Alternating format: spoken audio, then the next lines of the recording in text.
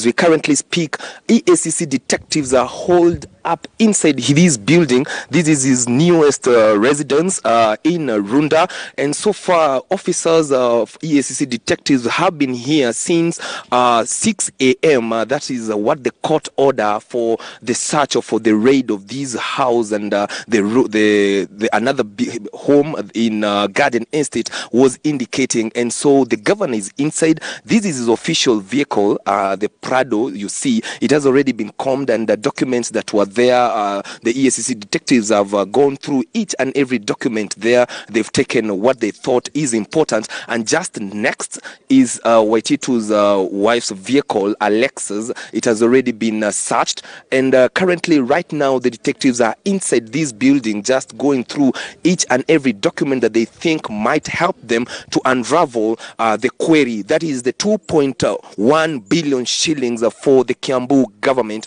and that is the query that was raised by the Auditor General. Remember that Waititu has appeared before the parliamentary accounts committee in the Senate, and there were issues to do with some of the functions that had been allocated funds. Some of the functions were national functions.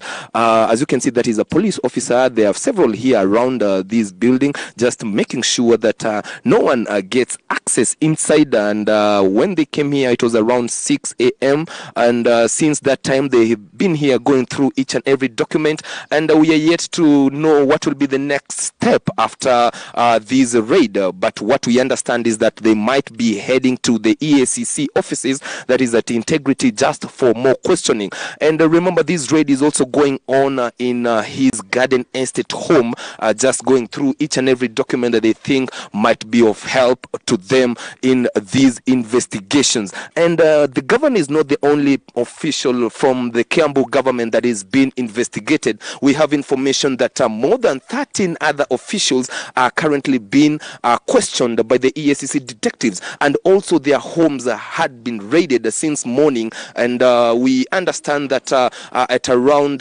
maybe 11 or midday, then officials or the EACC of detectives should have already gone through the raids and ready to prepare a report that of course they will be handing over to the Director of Public Prosecution so that those officials can be arraigned in court. But we are yet to say, or we are yet to know or verify whether the arraignment in court will be done today. And of course, these investigations have been ongoing for a month or so. And we saw when Waititu appeared before the Senate Committee for Public Accounts, there were issues that were raised in regards to the functions. National functions have been allocated funds. Functions like State House functions, functions like the free primary education, a function that like taking care of the retired presidents. These are national functions, but going through the reports by the Auditor General, they had been allocated millions of shillings by the county government of Kiambu.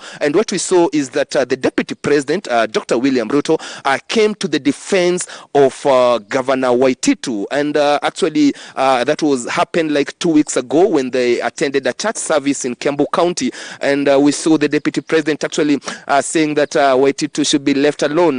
Then, if at all there are any queries, then the national government should be asked about those queries. But what we saw is that the EACC remained upbeat, and they are still going on with their investigations. And remember that Waititu has come out to say that the wealth that he has and the wealth that his family actually has does not actually come from the county government of Kiambu.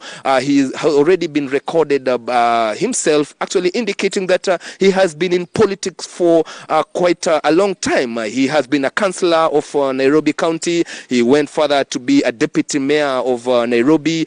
From there, he became the member of parliament for Embakasi, and from Embakasi, he jumped ship to Kabete constituency. That was after the death of the late Mushai. And from Kabete constituency, that's when he was politically elevated to the position of governor, the second county governor of Kiambu. And coming from all these political positions that he has held, he has actually continued to say that he is being fought politically, and that the wealth that he has acquired is wealth that he can actually account for. You can remember very well when there was some altercation between him and the Nairobi governor Mike Sonko, when Mike Sonko actually recorded him on a phone, actually requesting him to release his wife. They had been arrested for not having crucial documents to continue refurbishing a building that they had bought or acquired within the CBD. And we have information that that's not the only building that he has acquired. He has several. But according to him, is that this is wealth that he can account for, and that is maybe the reason why the EACC detectives are here, just to know really is it what he's saying, is it right or is it correct? And so what we know for now is that the raid is still ongoing, but we expect that maybe in the next 1 hour or so, the raid the EACC detectives will have already cleared their business here. And we also understand that Waititu has one of his lawyers inside, but we can't really get to know his name. But of course, we'll be telling our viewers his name, since of course someone is innocent until proven guilty. And these investigations, we've seen they are ongoing for various governors, and this time round is for the Kiambu County governor to face the music or the raid. And let's see how these things turn out, or the events turn out by the course of the day. And as I initially said, Michelle, is that Waititu is not the only official from the county government of Kiambu. We also understand that EACC detectives have already raided the offices of the governor in Kiambu town, and also gone through the offices of other county officials, just to see whether they can get any documentation that can help them unravel whether these audit queries are really true or not. Michelle. And even as you report on that, there have been claims, of course, that there was anomalies in the county government expenditure, that some of it was used for functions reserved for the national government. But there seems to have been a vindication 2 weeks ago from the Treasury there, releasing a report saying there may have been a mix-up in the budget revenue and expenditure reporting, something to do with keying in information into the IFMIS system. Is this report likely to vindicate the governor? And remember, this is also touching on other county governments.